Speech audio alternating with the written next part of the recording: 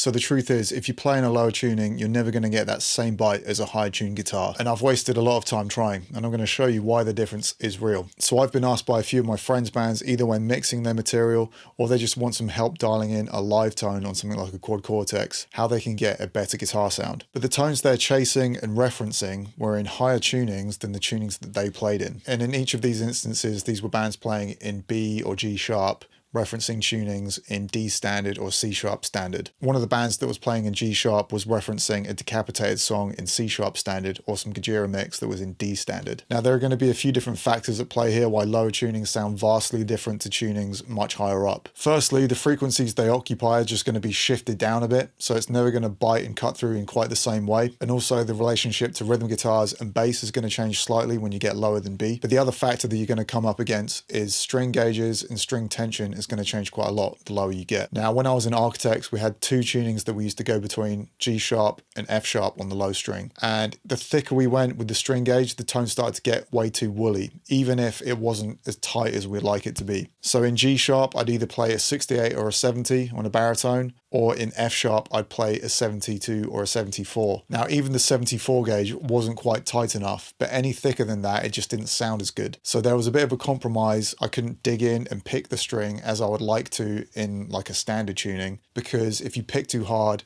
the string just goes out of tune. Now, ESP made me a Japanese custom shop that had an Evertune, and this was actually 25.5-inch scale.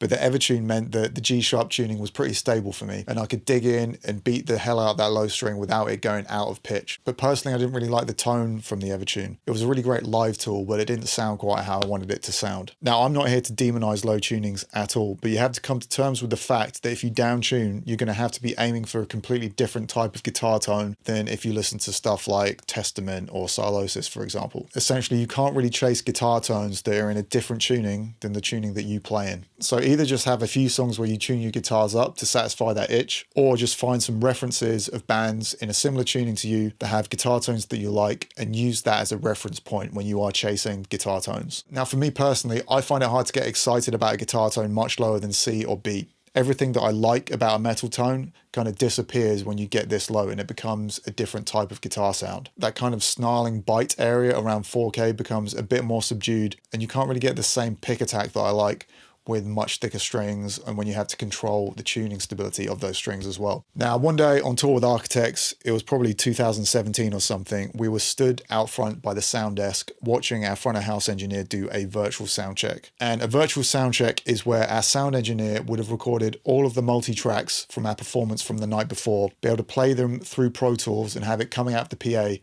and essentially do a live mix without the band actually being on stage. Now, we would also do a real sound check, but the virtual sound check meant he had a lot more time to play and get things sounding exactly how he wanted, especially when you're going from different sounding rooms every day. Anyway, he had just played one of the songs that was either in G sharp or F sharp, and the next song that we heard was Alpha Omega, which was new to the set, and this song was in C sharp standard. Now, I'm not saying this was heavier or better, but the way the low end was coming through in the C sharp standard song was a lot more focused, and you really felt it a lot more in your chest. So being in a higher tuning doesn't always mean it's going to sound less heavy, especially live when you really feel that rumble a bit more than when you start getting as low as F sharp. And then when it came to writing the next record, we ended up writing a lot of the riffs in drop B, but a lot of the riffs were based around the second fret, so it was actually in C sharp. So basically the main takeaway here is when you are mixing guitars and you want to use some references, just stick to guitar tones that you like that are in the same tuning, because when you start referencing mixes in G sharp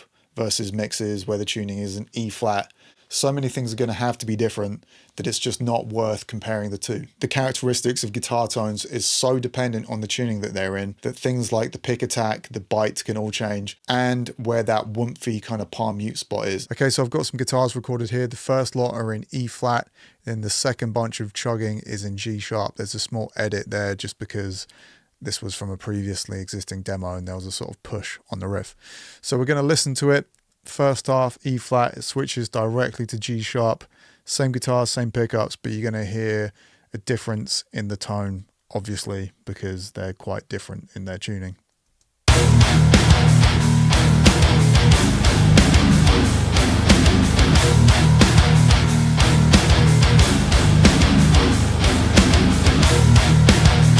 Okay, so the main thing I'm seeing and hearing is when the lower guitars kick in, we're getting a lot more of this murky area around 200 come in on the palm mutes.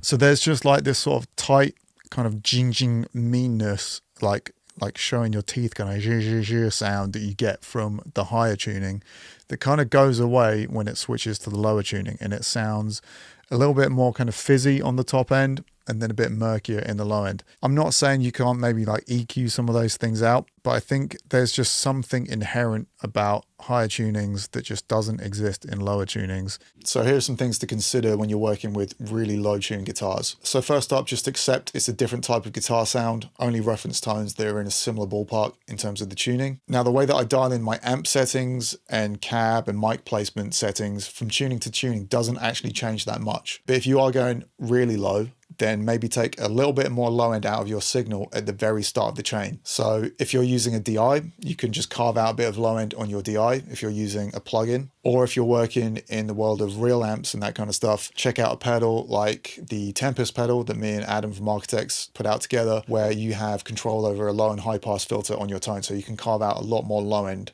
than something like a Maxon OD808. And maybe try and find some pickups that don't have as much low end in them. Up next, use heavier strings. Try and maintain as much string tension as possible. If you're going lower than B, then I definitely recommend using a baritone if you can. Up next, you really want to try and find an ultra clear impulse response. When you down tune that much, you really want to find a speaker that is offering as much clarity as possible. I used the top right speaker from Cab 1 for my impulse response pack on the last two records I did whilst in Architects. And this cab was an angled cab. So the top speaker is on a slant like this and the microphone was facing down. And this method of capturing an angled speaker and getting the microphone even closer is what led to the most direct sound that I could find. Up next, you really just want to make sure that your playing is as tight as possible. Spend a long time tracking your guitars. Get them to a point where they are super locked in. Try and maintain consistent pick attack. It can be really hard to control much floppier strings when you're down in lower tunings, and you don't want to go super heavy on the string gauge. And you can filter out a lot more low end on your tone when you get past drop B. So just doing a high pass filter up to 100 is fine when you get that low. Now, an area you don't want to lose too much of, or you may even want to try boosting, is 400 Hertz. This is where the note area of your tone lives. And if you lose a lot of this, you're not going to hear as much of that note clarity. Whereas if you leave a bit more of this in your tone, it's going to give you a bit more definition. So I hope you found that useful. Again, nothing negative about low tunings from me. You just need to learn to approach them differently. But if you're still struggling to get your guitars sounding right in the mix, then check this video out next.